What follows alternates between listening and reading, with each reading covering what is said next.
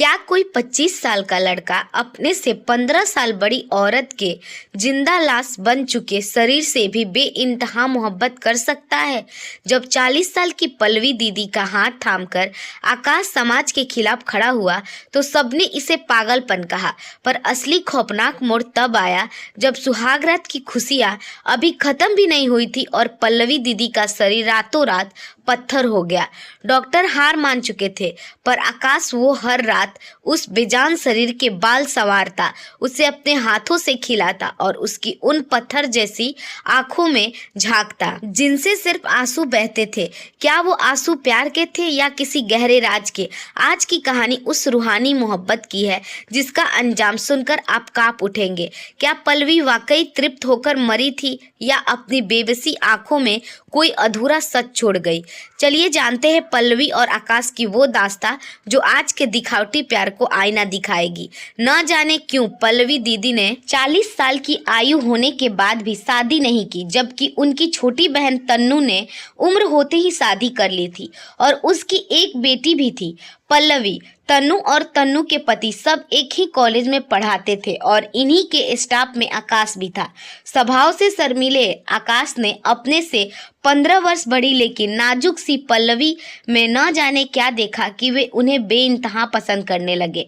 पूरे कॉलेज में यह बात बच्चे बच्चे को पता चल गई, लेकिन कभी किसी ने आकाश को कोई अनुचित हरकत करते नहीं देखा। बड़ा ही रूमानी प्यार था आकाश का।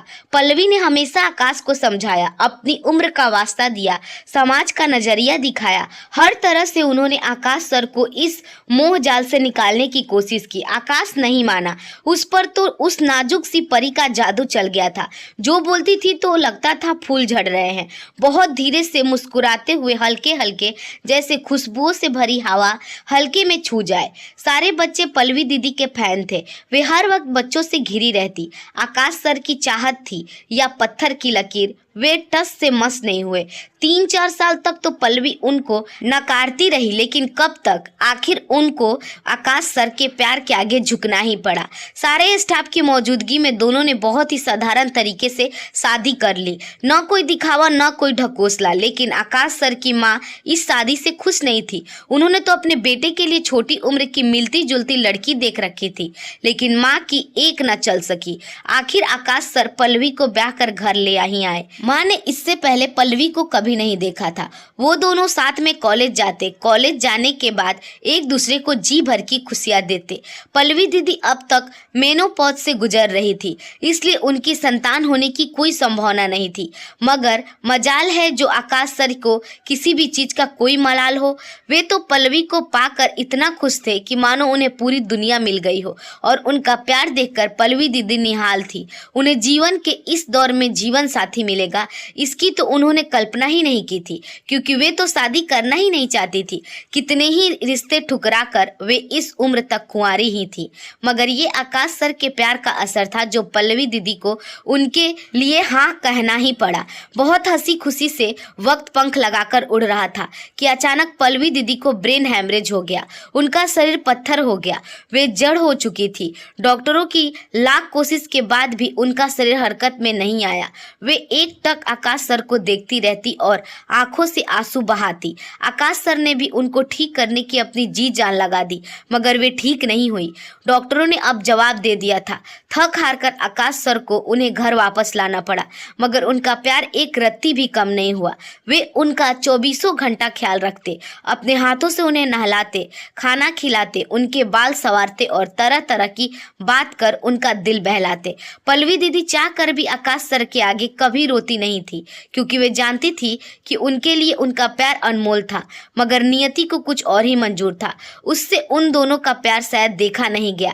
एक दिन आकाश सर को रोते बिलखते छोड़कर पल्लवी दीदी इस दुनिया से चल बसी। आकाश सर की तो दुनिया ही उजड़ गई थी। वे ही जानते होंगे कि उन्होंने कैसे इस मुश्किल घड़ी में खुद को संभाला होगा। यह प्रेम कहानी मेरे दिलो दिमाग से कभी नहीं उतरती। पल्लवी दीदी आकाश सर का प्यार पाकर अमर हो गई। उन्हें कुछ ही सालों में जिंदगी का वह सुख मिला जो हर स्त्री की चाहत होती है। मुझे लगता है कि पल्लवी दीदी पूर्ण और तृप्त होकर गई हैं इस दुनिया से। कुछ साल तक आकाश सर पल्लवी दीदी के गम में डूबे रहे, लेकिन फिर उन्हें अपनी माँ की मर्जी से शादी करनी पड़ी। पता नहीं आज वे खुश है या नहीं, और है भी तो कहाँ है। आज किसी को उनके बारे में कुछ नहीं पता, लेकिन याद है तो बस यही कि समाज के खिलाफ जाकर उन्होंने अपने से 15 साल बड़ी लड़की से शादी की थी। आजकल एक नया फैशन चला हुआ है अपने से बड़ी उम्र की महिलाओं को प्रेम प्रस्ताव रखना, वह भी अविवाहित नहीं, विवाहित महिलाओं से। पता नहीं यह कहाँ तक सही है, और सही है भी या नहीं, मगर जब भी ऐसा कुछ देखती या सुनती हूँ तो पल्लवी दीदी की यादें ताजा हो जाती है और दिल कहता है एक थी पल्लवी दीदी। जिंदगी कितनी लंबी है यह मायने नहीं रखता, मायने यह रखता है कि उस जिंदगी में आपको कितना प्यार मिला। पल्लवी दीदी का अंत भले ही दुख था, पर वे इस दुनिया को एक ऐसा प्रेम पाकर गई जो हर स्त्री की सबसे बड़ी चाहत होती है। दोस्तों, उम्मीद है आपको यह कहानी अच्छी लगी होगी। अगर हमारी कहानी आपको पसंद आई हो तो हमारे वीडियो को लाइक और चैनल को सब्सक्राइब जरूर कीजिएगा। मिलते हैं एक और नई कहानी के साथ। धन्यवाद।